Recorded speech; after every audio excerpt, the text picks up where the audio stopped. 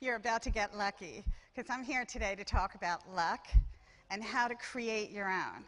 So we can take a moment, and all of you can tweet out how you're at the conference and you're about to get lucky. Okay. Thanks, Jody. Okay, I'm Ellen Whitehurst. I am the author of a book called Make This Your Lucky Day.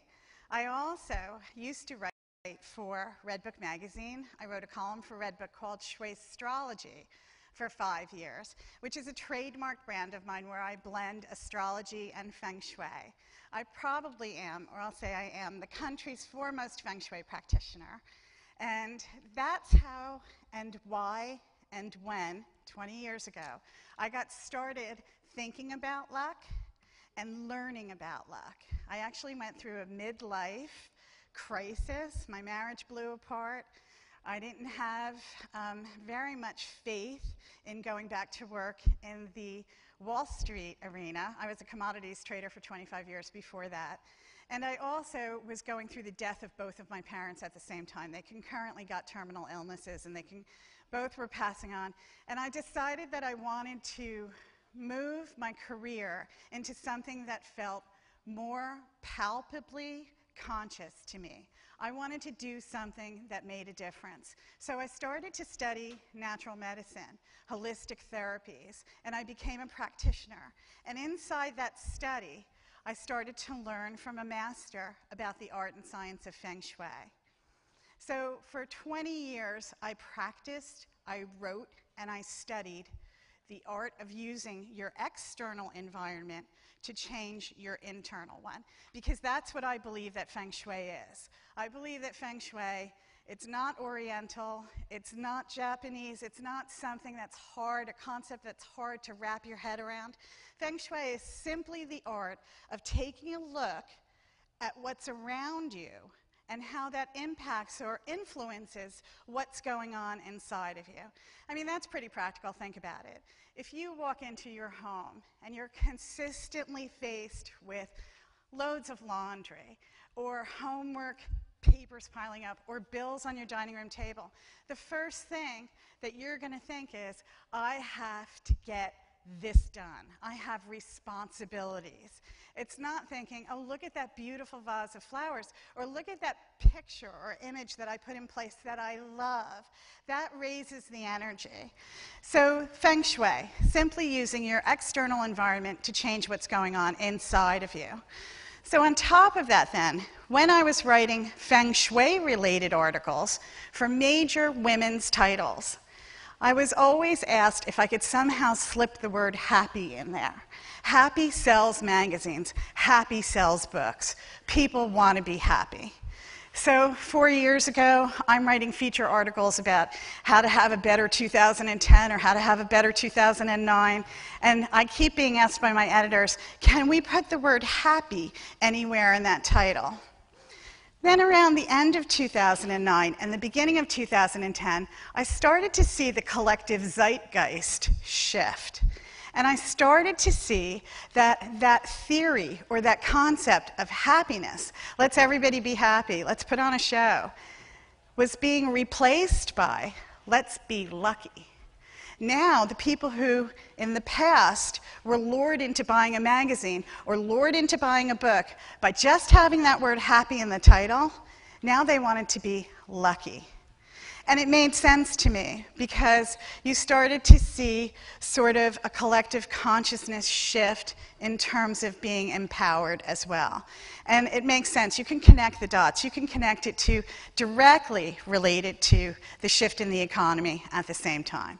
So we have this tremendous shift in the economy in 2008, and we have a whole bunch of people who were previously unconscious of whether they were empowered or not, now feeling disempowered.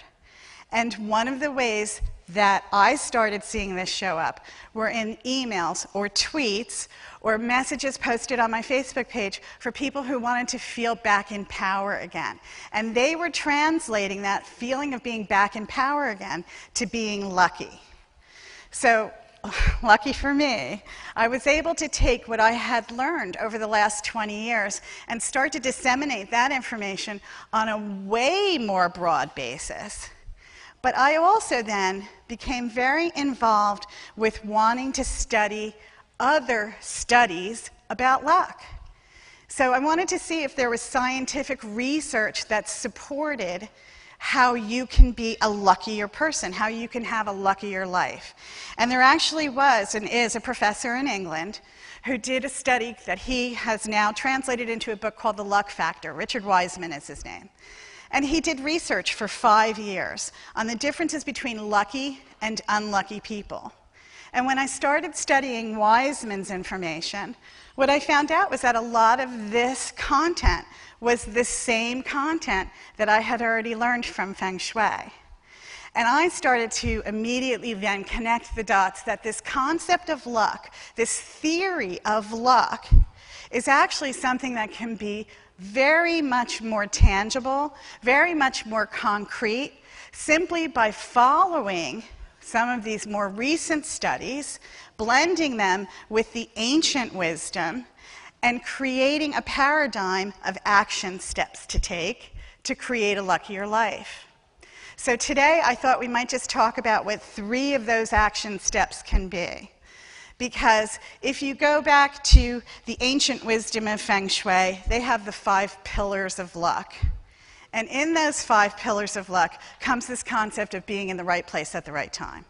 Well, sure, that's pretty lucky. I mean, for any of us who have actually embraced that sort of an opportunity, you know how lucky that can be.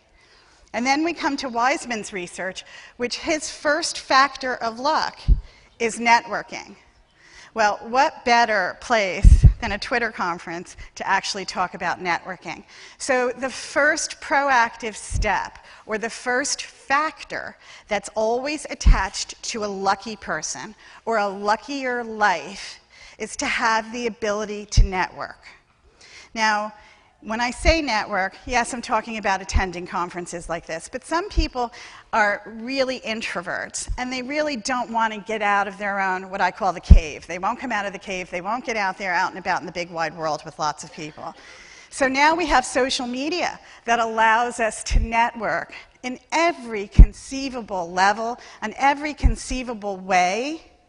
But the first thing that we have to know when we take this action step, when we create the intention of becoming a networker in order to become more lucky, the first thing we need to have is clarity. So that's essential. Having clarity about what your intention is for the networking is essential. So you need to know who and what you're looking for. In fact, when I first got on Twitter, one of the first things that I was advised to do was to find like-minded brands, like-minded companies, and like-minded individuals, and follow them. And what I was told is when you follow them, chances are 70% of them will turn around and follow you as well. And that's a way to disseminate, get your message out, get the information out. So in networking, what you do when you take this proactive step is you then create the possibilities and the opportunities to be in the right place at the right time with the right person who has the right message just for you. And that's pretty lucky.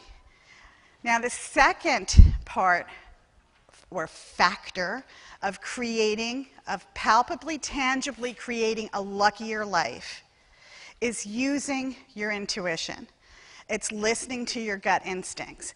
And just as much as we were just talking about how Twitter can help you to connect with a new networking platform, social media can also disconnect you from your gut. Okay? So Andrea Sertash was up here before, and she was talking about relationships and how to view relationships and how to create relationships. And one of the things that she talked about was being authentic. And when she was talking about authenticity, she was saying when you sit down on a first date, you don't need to project out whether you're going to marry this person or not. And you also don't need to be sitting there tweeting on your phone. Both of those things will disconnect you from that voice inside of you that's saying, this is the right person or it's not. And you can know that TikTok inside of 5 minutes. But you have to be connected to that still small voice within you. Being connected to that still small voice within you will also bring you possibilities and opportunities for a luckier life. Disconnect. Disconnect from social media. Disconnect from the cacophony and the noise around you. Your second proactive step, remember the first one is you're going to network. You're going to intentionally network with people of like mind. Your second proactive step is actually to take a break. 5 minutes out of the day. Connect with your own intuition. Create that intention. That's your intention, is to literally use that 5 minutes to connect with your gut, with your instincts, with that still small voice within. Because all of the information that you're gathering while you're networking needs to process. It needs to be assimilated. And then you need to throw out the crap and keep the stuff that's right for you, because that will help you create a luckier life. Now, the third action step that you can take to create a luckier life, and I have to make this really quick, is expectation. People who are lucky expect it. They expect to be lucky. They say, how? How can I get luckier? Not whether or not this will work. How can I get luckier? Well, here's one way how. Today, now, when you leave here, I want you to write down 10 goals that you want to achieve in the next 12 months. 10 goals in 12 months. I want you to read it every day. Only 3% of the people on this planet will ever do that. But those 3% will head up their brands and their businesses. The other 97%, not so lucky. So 3 action steps. Network, listen to your intuition, and expect to be lucky. And I'll guarantee you, you will see immediate results. Before I'm out of this why today, you will have something happen to you that will make you look at your life in a bigger, better perspective, in a luckier way. And I hope that you join me at my new endeavor called The Luck Project, theluckproject.com, where we'll be giving tons more tips, and we have tons more videos of what we call notable names, people who are sharing the lucky breaks that they've had in their lives, from Barbara Corcoran to Ariel Ford, from Mariel Hemingway, and on we go. I'm hoping to get Jeff Pulver, but shh, don't tell him that. I'm hoping to get lucky here while I'm at the Twitter conference. So that's it. You can have a luckier life. It's not that hard. All you have to do is create your intentions, take your action steps. And one last, pay attention now when you leave here today to how many times you hear or you read the word lucky. Put your attention there. It'll come back to feed you. Thanks so much.